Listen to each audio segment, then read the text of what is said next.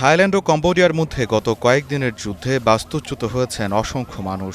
সীমান্তবর্তী এলাকার বাসিন্দারা ঘরবাড়ি ছেড়ে আশ্রয় নিয়েছেন দূরে নিরাপদ স্থানের এসব অস্থায়ী তাঁবুতে। এখনও থমথমে দুই দেশের সীমান্তবর্তী এলাকা। শহরগুলোতে জোরদার করা হয়েছে নিরাপত্তা ব্যবস্থা। আন্তর্জাতিক সংবাদ মাধ্যমের তথ্য অনুযায়ী থাইল্যান্ড ও কম্বোডিয়ার মধ্যে যুদ্ধ শুরু হওয়ার পর থেকে বাস্তুচ্যুত হয়েছেন দুই দেশের লক্ষাধিক নাগরিক। থাইল্যান্ডের প্রধানমন্ত্রী ফুমথাম ওয়েচায়াচাই জানিয়েছেন নীতিগতভাবে তারা যুদ্ধবিরতি চান, তবে এই বিষয়ে কম্বোডিয়ারও আন্তরিকতা দেখতে চায় দেশটি। এরই মধ্যে যুদ্ধবিরতির জন্য নিজেদের সম্মতির কথাও জানিয়েছে কম্বোডিয়া।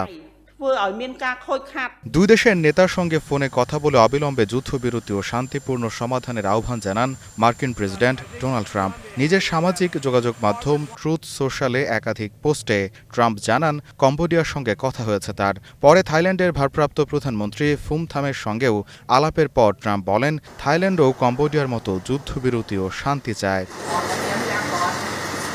তৃতীয় ট্রুথ পোস্টে ট্রাম্প জানান কম্বোডিয়ার প্রধানমন্ত্রী হুন মানেতের সঙ্গে তিনি পুনরায় কথা বলেছেন এবং উভয় দেশই যুদ্ধবিরতিতে সম্মত হয়েছে।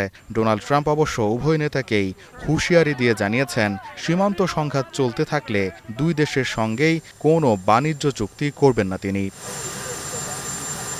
থাইল্যান্ডের পররাষ্ট্র মন্ত্রণালয় এক্সে দেয়া এক বিবৃতিতে জানায় যুদ্ধবিরতি প্রস্তাবের জন্য ট্রাম্পকে ধন্যবাদ জানিয়েছেন ভারপ্রাপ্ত প্রধানমন্ত্রী ফুমথাম বেচায়াচাই।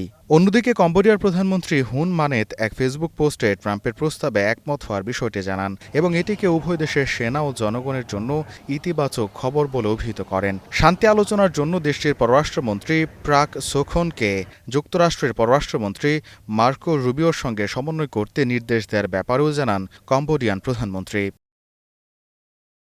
এর আগে দুই দেশের এই সীমান্ত সংঘর্ষের প্রেক্ষিতে গভীর উদ্বেগ প্রকাশ করে জাতিসংঘ। শনিবার এক বিবৃতিতে সংঘর্ষের তীব্র নিন্দা জানান জাতিসংঘ মহাসচিব আন্তোনিও গুতেরেস। গোলাম কিবরিয়া, স্টার নিউজ।